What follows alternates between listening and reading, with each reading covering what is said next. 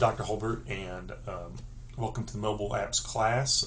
This is my introductory video. I'm going to try to give you a little help with getting up and going. This is going to be by far the most difficult part of the class. The rest of it's going to be really easy in comparison to getting your tools working in the environment.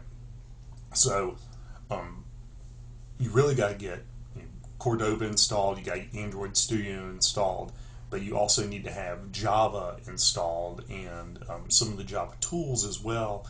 And so there's a lot of things you have to get going and working and mapped properly on the system before any of this is going to work. And then you've got to be able to import that into the into Android Studio. So that is another important part of the process. So I'm going to start with a command line. We're going to use the command line, and if you've gone to the Cordova website, you should have used installed the npm and installed Cordova the way that it should be installed, and based on the instructions from the command line tools. And so Cordova, I would assume at this point, is installed on your system. And if you type the word Cordova, it should at least give you some information about it, and it should show up on the command line no problem. Now, the other things that you need to have installed are Java, and you can't have the Java, you can't have just the JRE. You need the JDK installed. And so when you type Java C like this, you should also get a set of commands. If it tells you that it doesn't know what you're talking about, you know, the Java C command does not work, and this goes for whether you're doing in a Unix-based system like I am. This is Bash, so it's just like if you're using Linux. In Windows, this would be the DOS prompt. If you type in Java C and nothing comes up, you probably do not have the JDK installed, and so you need to get that installed as well. The other command you're going to need available is ant. And so you should be able to type ant at your command line, hit enter, and you should get this message that the build file doesn't exist. If it doesn't know what ant is, again, you're going to need to go to the ant website. You're going to need to install ant on your system, and you will need to map ant. And when I mean map, that means that you have to put it into the path variable on Windows or into your profile on Unix. So I'm going to look at my base system right here, and I'm going to just real fast, I'm going to do a nano of .bash profile,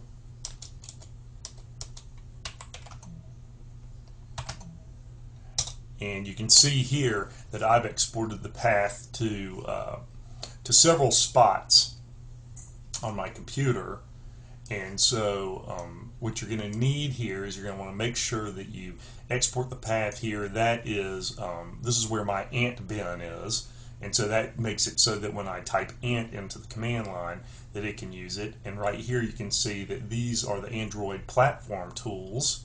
Right there you can see these colons separated, so that makes it so that when I type in the Android or the Android word, it will also show up on my system, and also the tools there. So there's the platform tools and the tools there.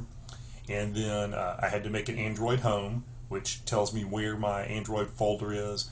And then I did an ant home, which also tells the system where ant is. And you can see here's my Java home, which tells me where the Java tools are. Now this is going to be different for everybody as far as what they are using. So every system's going to be a little bit different. The point is that you have to get those things installed. You need to map to the Android tools after the install, and then you need to map your ant, and you need to make sure your JDK is also mapped. So you should be able to type those words and get all of those things at the command line. If they're not working, you're not going to be able to get it to work.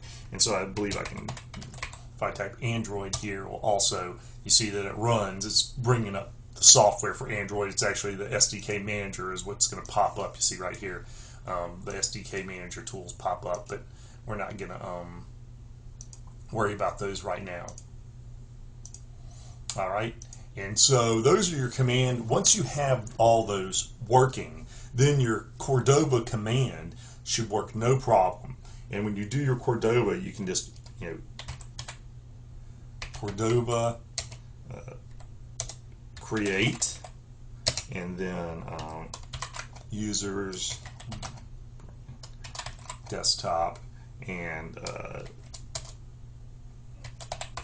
test. It doesn't work well with spaces, so I like to leave the spaces out of it at first, and then after you're into the project, you can start putting spaces into things. So I'm just going to call it the test program. Then you'll see when you read on, you make a reverse domain. I'm just going to do org.test.test. And so this doesn't have to be real, it just identifies it individually, and then this is the name of my project, test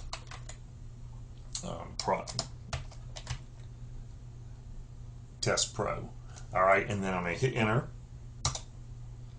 And so the Cordova script has just created the project folder on my desktop. And you can see there it is, called test program. If I open it up, you can see that I've got some stuff in here, but not much.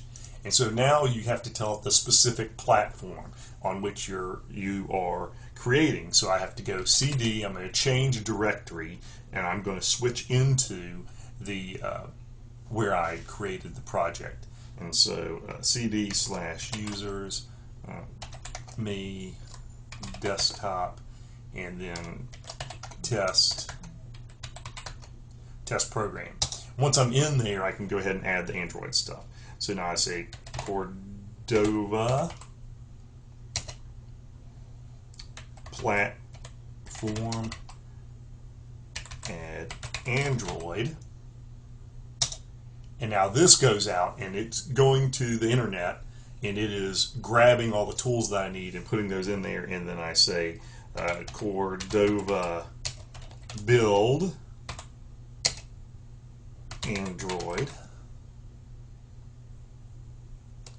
Hold on, Cordova prepare. I don't know exactly what that does, but then you do a Cordova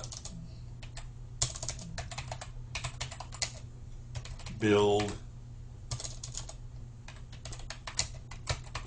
Android.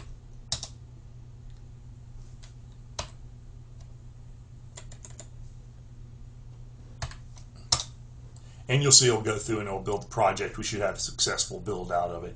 And and without doing any more to it, this actually is a working program. And I could actually run from the command line. I could launch my Android emulator and see the program run. But we want to put this into a visual tool, and I'm going to go ahead and I'm going to cut this video off, and then I'll start a new one just to try and make the size a little bit smaller. But you can see it already made the APK file for the for Android Studio.